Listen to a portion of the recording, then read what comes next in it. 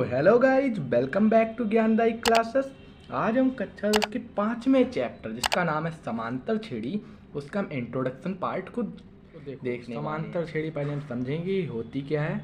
तो वह छेड़ी जिसमें प्रत्येक पद प्रथम पद को छोड़कर पूर्व वाले पद से एक अचर राशि जोड़ने पर या घटाने पर प्राप्त होता है, उसे हम समांतर छेड़ी कहते हैं। जैसे ये दे रखा है हमें 2, 4, 6, 8, 10, सब में दो बढ़ाएंगे 4 आएगा, फिर 2 जोड़ेंगे 6 आ जाएगा। एक निश्चित अचर राशि, अचर मतलब जो एक गिनती होनी चाहिए। अचर कौन से होते हैं? जैसे ए बी, कोई अल्फ़ाबेट हो सकता है, ठीक है। और ये होती है अचर राशियाँ, जैसे जिन्हें हम गिनती कहते हैं, ठीक है। अंक जैसे 2, 4, 6, 8, 10। तो इनमें देखो एक हम अचर पद जोड़ रहे हैं, एक अचर राशि जोड़ रहे हैं। क्या? 2। इसमें 2 जोड़ा, इसमें 2 जोड़ा, इसमें 2 जोड़ा, इसमें 2 जोड़ा। अब जो इसमें जो अचर राशि जोड़ते हैं ना, वो समान होती है, तभी हम उसको समांतर छेड़ी कहेंगे। वो समान, और जो समान राशि होगी उसे हम कहते हैं सार्वंतर।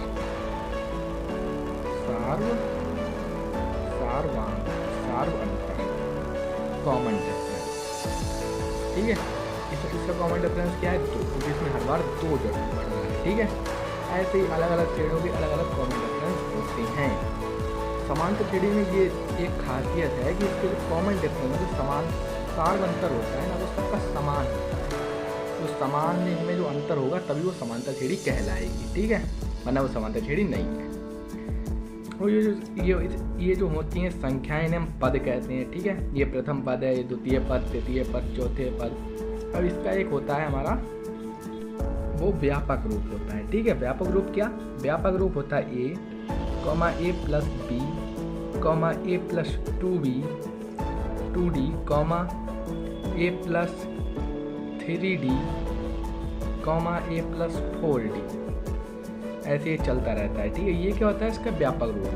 पहले पद को हम क्या कहते हैं? A1, और A1 बराबर क्या होता है? A। दूसरे पद को A2 कहते हैं, जिसे हम कहते हैं A प्लस बी।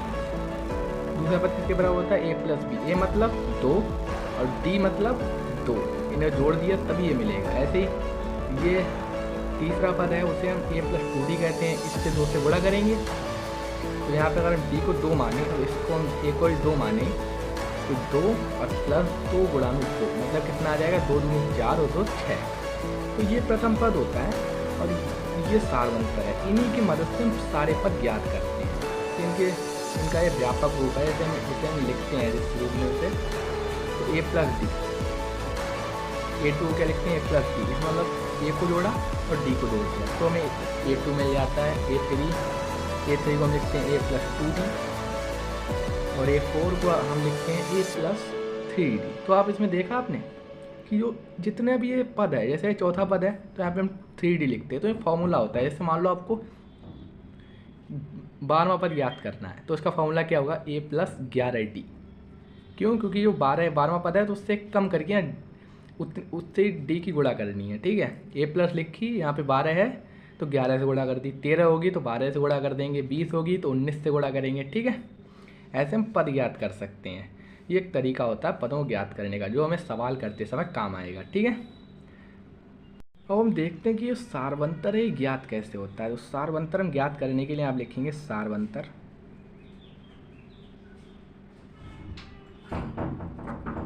तो सार्वंतर कैसे ज्ञात होता है? सार्वंतर ऐसे ज्ञात होता है, ये तो दूसरा पद है, दूसरे पद में से मतलब A2 में से जब हम A1 को घटाएंगे, मतलब आगे वाले पद में से पीछे वाले पद को घटा दो। जैसे A3 में से A2 को घटा देंगे, तब हमें क्या मिलता है? सार्वंतर मिलता है। जैसे इसका सार्वंतर हम ज्ञात करेंगे तो A2 क्या है?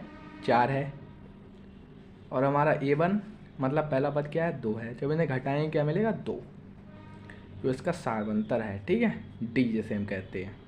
तो सार्वंतर ज्ञात करने का ये फॉर्मूला होता है, ओके। तो आशा करता हूँ आपको ये चीज़ें समझ में आएंगी होगी। अगले अभ्यास से मतलब आने वाले जो पार्ट है उसमें हम इसकी अभ्यास करना शुरू करेंगे, उसमें इसके कुछ एग्जाम्पल करेंगे और सवाल करेंगे। तब तक के लिए धन्यवाद। जय हिंद, जय भारत।